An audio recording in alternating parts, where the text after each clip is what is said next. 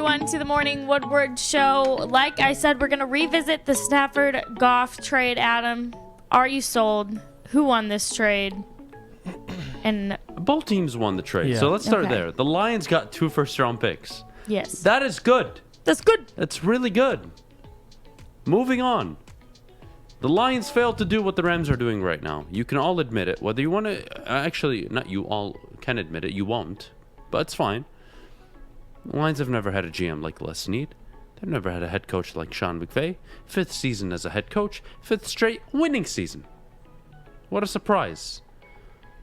Ownership, Stan Kroenke, allows the team, gives the front office the flexibility to make tough decisions. They get Stafford. They get mauled for it for the last 3-4 weeks because of his bad play. And I loved the comments that Sean McVay made about Stafford. Now, you can call it buttercupping, or what do they call it, kissing up, or whatever, smooching up somebody or talking them up just because, that's what he does.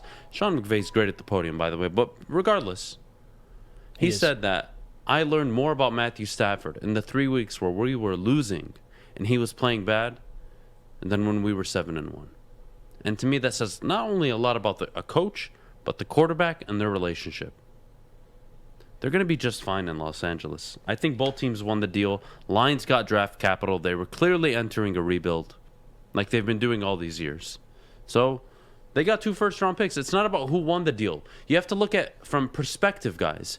From the Los Angeles Rams' perspective, what is their expectation? We want to get back to the Super Bowl. We want to win a Lombardi.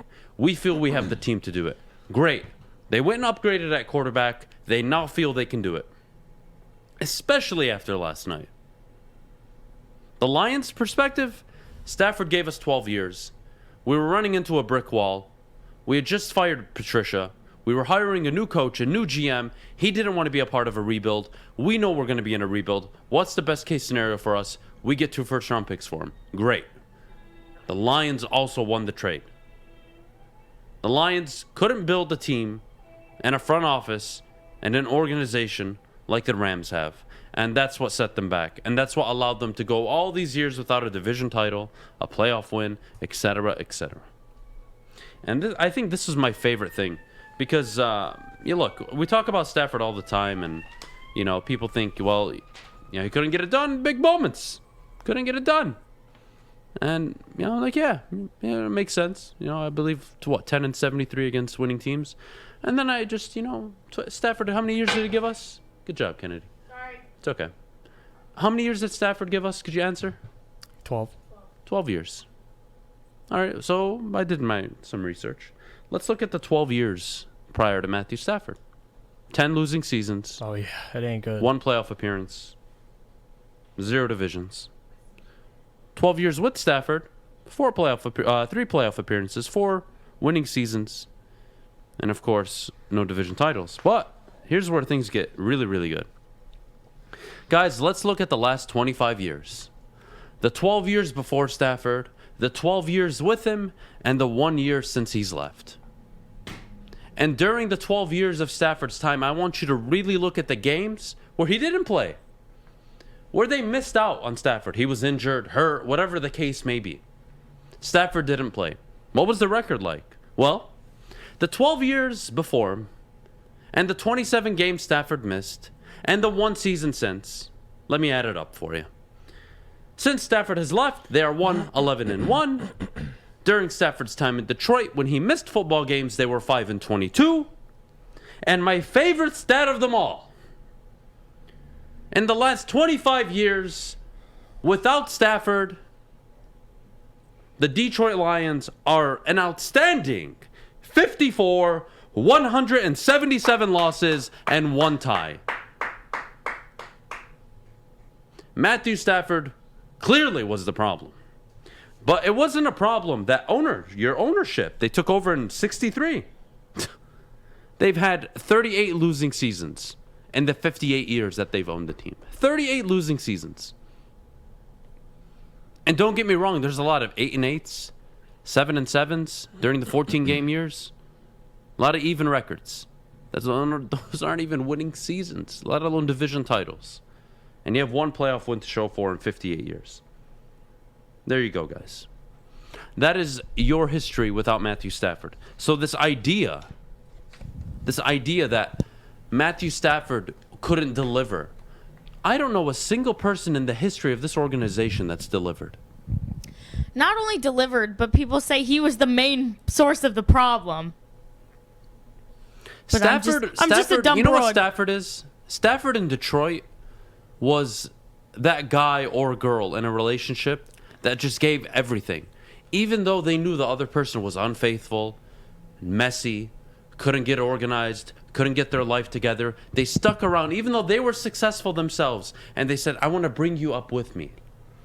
And at the end of the day, that person was just on the streets doing cocaine, unfaithful, couldn't get their life turned around, and you had to leave them. Even though you didn't want to, you had to. And that's what Stafford and the Lions looks like. The Lions are an organization that could never get it together, before and after him so far.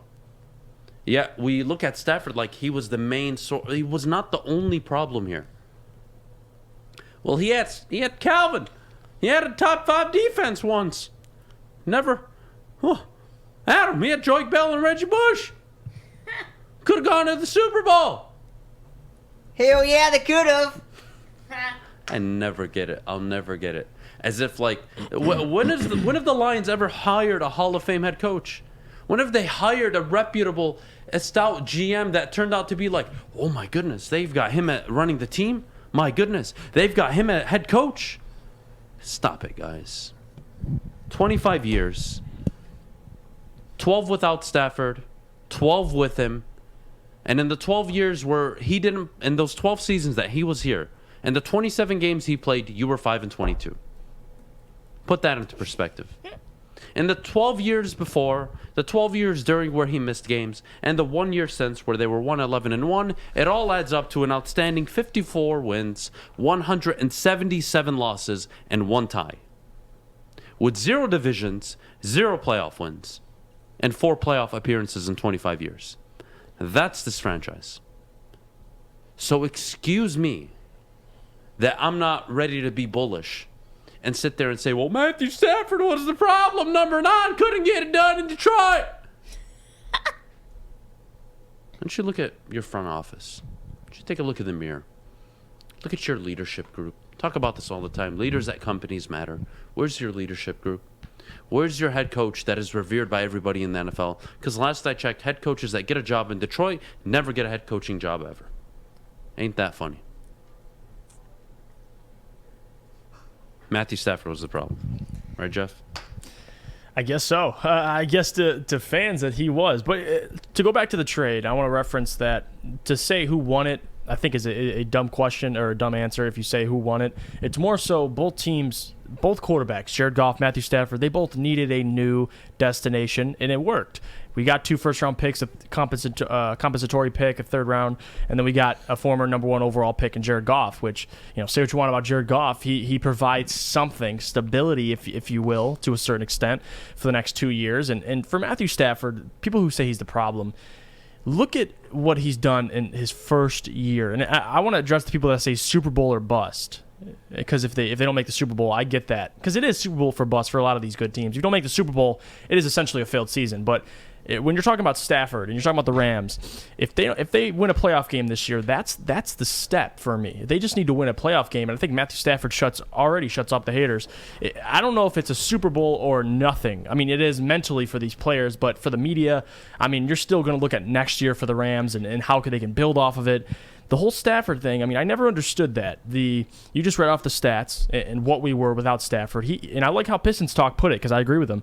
He was essentially the glue, holding this very, I don't want to say the word, but crappy. It's like a little construction project. It's all glued together, and it's falling apart. And you got Stafford. He's the glue. And without him, it's a piece of you-know-what. So, and that's what we've witnessed. I mean, we have Jared Goff, and he's Jared Goff. But Matthew Stafford, from a Lions fans' perspective, I don't know how other Lions fans feel, but watching him, what he's doing in LA made me appreciate him even more for being here and for 12 years and having to put up with whatever he's had to put up with. And now he's with Sean McVay, and Sean McVay just loves the guy. And you just nailed it with what he said. Talking about, I've learned more about him in the last, the losing stretch than I did in the 7-1. And just him saying that and understanding that Les Snead, Sean McVay, they believe in Matthew Stafford so much, obviously, that they gave up the capital. But not even that. Like, when you're losing games, still putting the ball in his hands and saying, go win us games, man, and it's working. They beat the Arizona Cardinals, and they're not done. I think that story's unwritten still. So I see in the chat, it's MMM. I wish you had a real name on the chat, but way too early to tell who won. No, both teams won, guys. This was a good trade. The Rams clearly upgraded at quarterback. Anybody who tells you they didn't is either on drugs or they refuse to accept that Matthew Stafford is a good quarterback. It's one There's of the two. a lot of those. And I totally lean on that they're on drugs. Having said that, both teams won. The Rams upgraded at quarterback. The Lions got draft capital. And that's now what a good in 2-3 trade is. years, when the Lions actually make picks with the Rams picks, if they bust, well, then you look at the Lions, you're like, oh, how do you blow that? But if they hit, well, Lions are happy. It's a good thing. So, no, both teams won. You don't need 2-3 years to figure it out. Yeah. Both teams won the trade. The Rams are much happier with Sean McVay and Matthew Stafford right now, and the Lions are happy to have the draft capital that they have. It's that simple. You don't need 2-3 years to figure it out. And why do people, I've seen this a lot, and it's always the comparisons that, well, Jared Goff is on a bad team. Who cares what situation he's quarterback in? The fact of the matter is Matthew Stafford is an upgrade, and everyone agrees on that. Okay, let's say I want to take you seriously. And when people say that, well, Jared Goff just as good as a quarterback, if not better than Stafford, because he won. Or they say he's on a bad team. And he won the division. Well, all right. So Stafford, playing for a horrible franchise for 12 years, managed to win on average 7 games a year.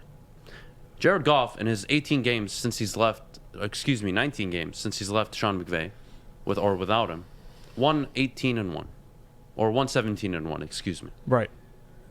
Stop it. Stop with the Goff Stafford thing. All right. The truth is, both teams won the trade.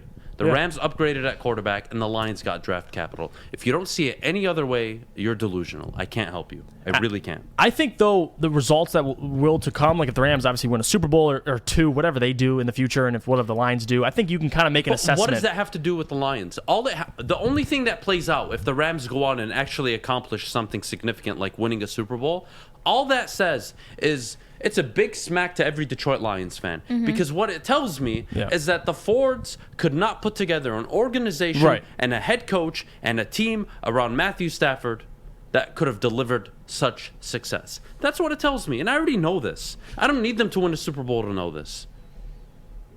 It's night and day difference, guys. So stop. Enough. I mean, look, you guys want to. I know Lions fans were happy for a 3-week stretch that Stafford was playing bad, and oh my God, I wasn't happy. They were more happy that Stafford was playing bad than the Lions were even playing a football game. It was unbelievable to watch. I love Twitter during those times, but enjoy those 3 weeks. Latch onto them, because if anything about last night is true, the Rams are a good football team, and they're gonna be a problem. They can still win their division. The Cardinals drop one game, and the Rams catapult into first place. Watch out.